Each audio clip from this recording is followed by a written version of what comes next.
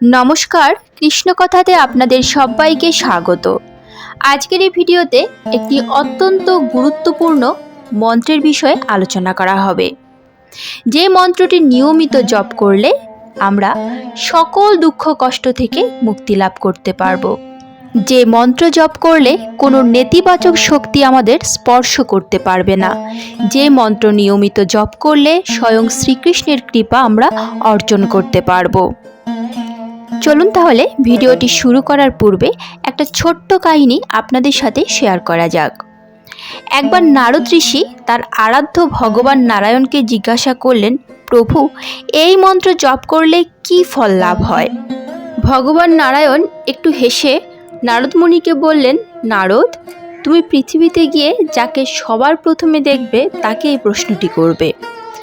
নারদ মুনি মর্তে গিয়ে কিছু দূর যেতেই দেখতে পেলেন একটি গরু বিষ্ঠা ত্যাগ করছে।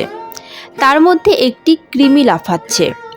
নারদ মুনি সেই কৃমির কাছে জিজ্ঞাসা করলেন, এই মন্ত্র জপ করলে কি ফল লাভ হয়? সঙ্গে সঙ্গে কৃমিটি মারা গেল। নারদ মুনি ভাবল, আমার কারণে হয়তো কৃমিটি মারা গেল।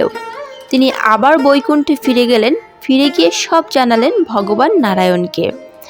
ভগবান নারায়ণ সব শুনে বললেন, তুমি পূর্ব দিক বরাবর চলে যাও, দেখবে একটি গরুর বাছুর হয়েছে, তাকেই প্রশ্নটি করবে। নারদ মুনি তখন নারায়ণের কথা মতো পূর্ব দিকে গিয়ে দেখলেন সত্যি সেখানে একটি গরুর বাছুর হয়েছে। তাকে গিয়ে বললেন, এই মন্ত্র জপ করলে কি ফল হয়? বাছুরটি সাথে সাথে মারা গেল। নারদ মুনি এবার ভয় পেয়ে গেলেন। তিনি মনে করলেন, আমি গোহত্যার অপরাধী হলাম। তিনি তাড়াতাড়ি করে বৈকুণ্ঠে উপস্থিত হলেন আর ভগবান নারায়ণকে সব খুলে বললেন। ভগবান নারায়ণ বললেন, তাহলে তুমি দক্ষিণ দিকে বরাবর যাও, দেখবে রাজার একটি সন্তান হয়েছে, তাকে তুমি এই প্রশ্নটি করবে। নারদ মুনি বলল, প্রভু, এবার যে আমি নরহত্যার অপরাধী হব। ভগবান নারায়ণ বললেন, এবার তুমি তোমার প্রশ্নের উত্তর পেয়ে যাবে। নারদ মুনি গিয়ে রাজার ছেলেকে জিজ্ঞাসা করলেন, এই মন্ত্র জপ করলে কি ফল হয়? ছেলেটি বলে উঠল, মুনিবর, আমি কোনোদিনও এই মন্ত্র জপ করিনি, কিন্তু এই মন্ত্র শুনেই আমি কৃমিজনি থেকে মুক্তি পেয়ে গোবৎস রূপে জন্মগ্রহণ করলাম। গোবৎস রূপে যখন এই মন্ত্র শুনলাম তখন মানব জন্ম পেলাম, আর মানব হিসেবে এখন এই মন্ত্র শুনে আমার জন্মান্তরের মায়ার বন্ধন ছিন্ন হয়েছে। এখন আমি মুক্তি লাভ করেছি। তাহলে আপনিই ভাবুন, এই মন্ত্র শুনে যদি আমি মুক্তি লাভ করতে পারি, তবে অপরাধ শূন্য হয়ে এই মন্ত্র জপ করলে কি লাভ হতে পারে? নারদ মুনি বুঝতে পারলেন, এই মন্ত্র শুধু মন্ত্র নয়, এটি মহামন্ত্র। এই মন্ত্র জপ করলে, এই মহামন্ত্র নিয়মিত পাঠ করলে কি ফল লাভ করা যায় তা ভাষায় প্রকাশ করা সম্ভব নয়। তাই সবাই এই মহামন্ত্র হরিনাম জপ করুন। হরে কৃষ্ণ কৃষ্ণ কৃষ্ণ হরে হরে, হরে রাম রাম রাম হরে হরে। এই কৃষ্ণ মন্ত্র বা মহামন্ত্র এটি একটি 16 শব্দের জপ, যা 16 শতকে উদ্ভূত হয়েছিল।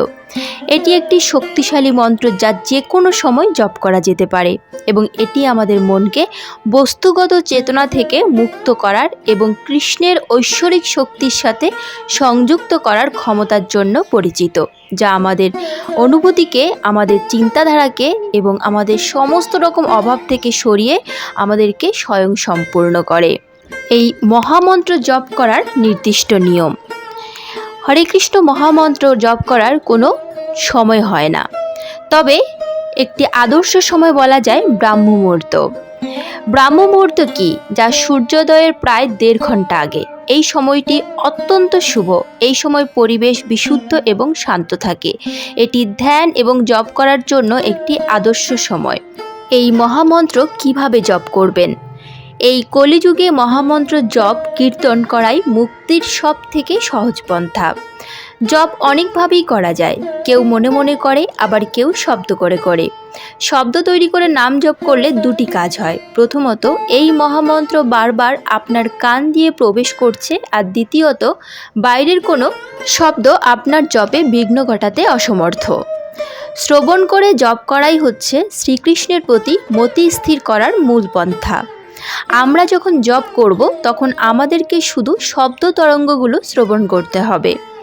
যদি আমরা ভালোভাবে শ্রবণ করি তাহলে মহামন্ত্রটি আমাদের কর্ণ দিয়ে হৃদয়ে প্রবেশ করে অনবরত সুধা বর্ষণ করবে। এই সুধা সিন্ধুতে হারিয়ে গিয়েই আমরা শ্রীকৃষ্ণকে দর্শন করতে পারবো। কিন্তু অনেক বছর পরেও যদি আমরা নামের প্রতি কোনো স্বাদ আস্বাদন না করতে পারি, তাহলে হয় মহামন্ত্র শ্রবণে আমাদের সমস্যা রয়েছে, নইলে আমাদের আত্মসমর্পণের স্তরে সমস্যা রয়েছে। মালায় নাম জপের নিয়ম। প্রত্যেক ভক্তের জন্য নাম জপ অপরিহার্য। চৈতন্য মহাপ্রভু প্রতিদিন সুনির্দিষ্ট সংখ্যকবার মহামন্ত্র জপ করতেন। স্বরগোস্বামীগণ চৈতন্য মহাপ্রভুর পদাঙ্ক অনুসরণ করতেন। হরিদাস ঠাকুরও এই নীতিমালা অনুসরণ করতেন। অন্যান্য দায়িত্ব পালন ছাড়াও শ্রীচৈতন্য মহাপ্রভুর অনুসারী ভক্তদেরকে প্রতিদিন অবশ্যই কমপক্ষে 16 মালা জপ করা উচিত। আন্তর্জাতিক কৃষ্ণ ভাবনামৃত সংঘ নাম জপের এই সংখ্যা নির্ধারিত করেছেন। হরিদাস ঠাকুর প্রতিদিন 3 লক্ষ নাম জপ করতেন।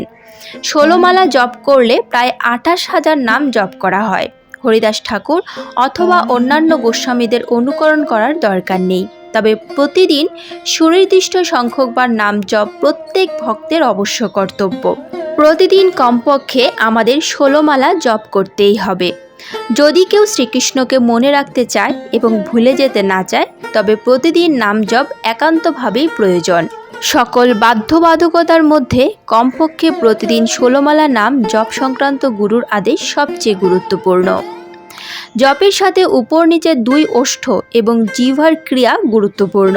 হরে কৃষ্ণ মহামন্ত্র জপের সাথে এই 3টি প্রত্যঙ্গ অবশ্যই সক্রিয় থাকতে হবে। হরে কৃষ্ণ শব্দগুলো অত্যন্ত সুস্পষ্টভাবে শুনতে পাওয়ার মতো করে উচ্চারণ করা উচিত।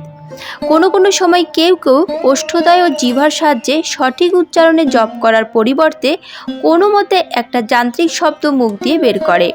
জপ অত্যন্ত সহজ, তবে নিষ্ঠার সাথে এর অনুশীলন করতে হয়। হরে কৃষ্ণ মহামন্ত্র অবশ্যই এইভাবে জপ করা উচিত যাতে উচ্চারণকারী নিজে সে শব্দ শুনতে পায়। প্রধানত তুলসী গাছ দিয়ে জপমালা তৈরি করা হয়। নিম অথবা বেলগাছ দিয়েও জপমালা বানানো যায়।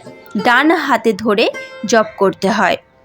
জপমালায় 108টি গুটি থাকে। একদিকে বড় গুটি, অন্যদিকে ছোট গুটি থাকে। বড় গুটি এবং ছোট গুটির সংযোগস্থলে একটি ঘটের মতো গুটি থাকে, যাকে বলা হয় মেরু গুটি। হরে কৃষ্ণ মহামন্ত্র জপ শুরু করার পূর্বে ডান হাত দিয়ে মেরুগুটি ধরে একবার অথবা 3 বার পঞ্চতত্ত্ব মন্ত্র জপ করতে হয়। জয় শ্রীকৃষ্ণ চৈতন্য প্রভু নিত্যানন্দ শ্রী অদ্বৈত গদাধর শ্রীবাসাদি গৌর ভক্তবৃন্দ। তারপর তর্জনী আঙ্গুলে স্পর্শ না করে মধ্যমা ও বৃদ্ধাঙ্গুলি দিয়ে বড় দিকের প্রথম গুটিটি ধরে হরে কৃষ্ণ মহামন্ত্র হরে কৃষ্ণ কৃষ্ণ কৃষ্ণ হরে হরে হরে রাম রাম রাম হরে হরে সুস্পষ্টভাবে উচ্চারণ করে জপ করতে হয়, যাতে নিজের কানে শোনা যায়। তারপর দ্বিতীয় গুটি ধরে জপ করতে করতে মেরুগুটির পাশে ছোট গুটির কাছে পৌঁছাবেন। পুনরায় মেরুগুটি ধরে পঞ্চতত্ত্ব মন্ত্র বলতে হবে। এখন আপনার 1 মালা জপ হয়ে গেল। পুনরায় যখন মালা শুরুর দিকের প্রথম গুটিটি ধরে পূর্বের মতো হরে কৃষ্ণ মহামন্ত্র জপ করতে করতে ছোট থেকে বড় গুটির দিকে এগোবেন, মনে রাখবেন একটি গুটিতে যতক্ষণ পুরো হরে কৃষ্ণ মহামন্ত্র জপ না হচ্ছে ততক্ষণ দ্বিতীয় গুটিতে এগোবেন না। এইভাবে আপনি প্রতিদিন 1, 2, 4, 8 অথবা 16 মালা জপ করতে পারেন। নিয়মিত নির্দিষ্ট সংখ্যকবার জপ করা অভ্যেস করার পর কারো সেই সংখ্যা কমানো উচিত নয়, বরং প্রতিদিন কমপক্ষে 16 মালা জপ না হওয়া পর্যন্ত তার উচিত মালার সংখ্যা বৃদ্ধি করা। জপমালা অত্যন্ত শ্রদ্ধার সঙ্গে ব্যবহার করতে হয়। মালাকে জপ ব্যাগের মধ্যে রাখবেন। ব্যাগ ময়লা হলে বা নোংরা হলে, অপরিষ্কার হলে সাবান দিয়ে ভালো করে ধুয়ে রাখবেন এবং মালা জপের পূর্বে সর্বদা গঙ্গা জল দিয়ে মালাটিকে স্নান করিয়ে নেবেন। আজকের মতো ভিডিওটি এখানেই শেষ করলাম। আশা করি আপনাদের ভালো লেগেছে।